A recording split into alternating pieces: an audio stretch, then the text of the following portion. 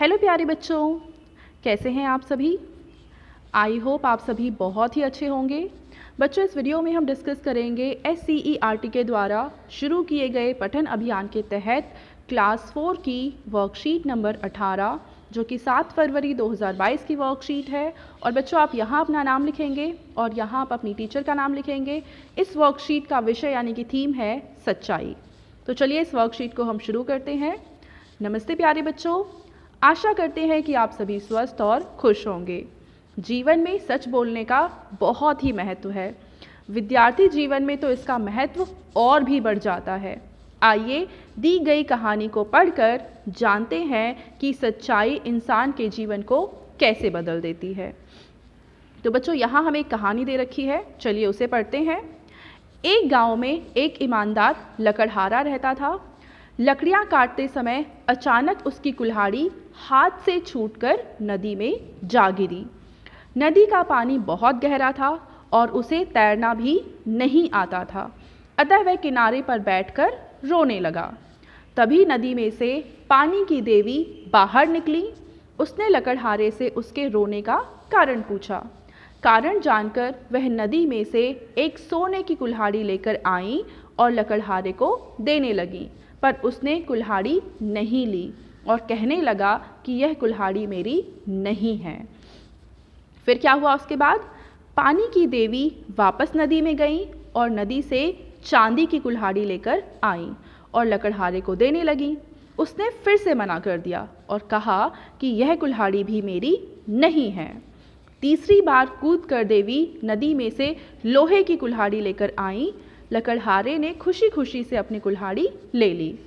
पानी की देवी उसकी सच्चाई देखकर अति प्रसन्न हुई और तीनों कुल्हाड़ियाँ लकड़हारे को इनाम में दी। लकड़हारा तीनों कुल्हाड़ियों को पाकर बहुत प्रसन्न हुआ और उन्हें लेकर खुशी खुशी घर आ गया। तो बच्चों, ये देवी जो है इस लकड़हारे की परीक्षा ले रही थी, क्योंकि लकड़हारे के पास जो कुल्हाड़ी थी वो थी लोहे की। और जब पहली बार जो देवी हैं वो पानी के अंदर गई तो सोने की कुल्हाड़ी लेकर आई। अगर कोई लालची व्यक्ति होता तो सोने की कुल्हाड़ी को ले लेता, पर क्योंकि ये लकड़हारा ईमानदार था इसलिए उसने मना कर दिया और कहा कि यह मेरी कुल्हाड़ी नहीं है। तो इसी सच्चाई से खुश होकर देवी ने तीनों कुल्हाड़ियाँ इस लकड़हारे को दे दी।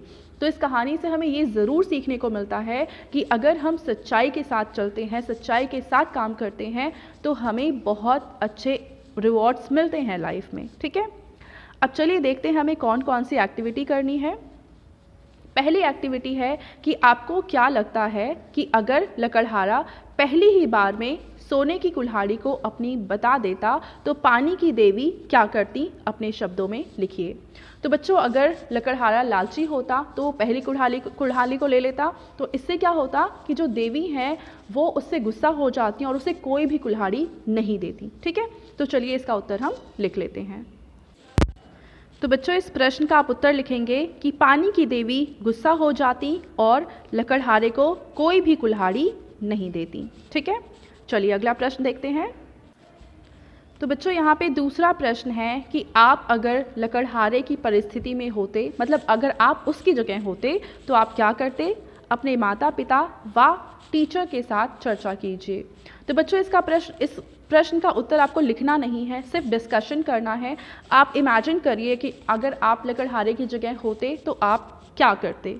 ठीक है, उसके बाद तीसरा प्रश्न है कि इस कहानी को अगर आपको कोई शीर्षक देना होगा तो आप क्या देंगे, यानी इस कहानी का कोई टॉपिक लिखना है तो आप क्या लिखेंगे। तो मेरे हिसाब से इस कहानी का जो शीर्षक है, जो टॉपिक होना चाहिए, वो है सच्चाई का फल।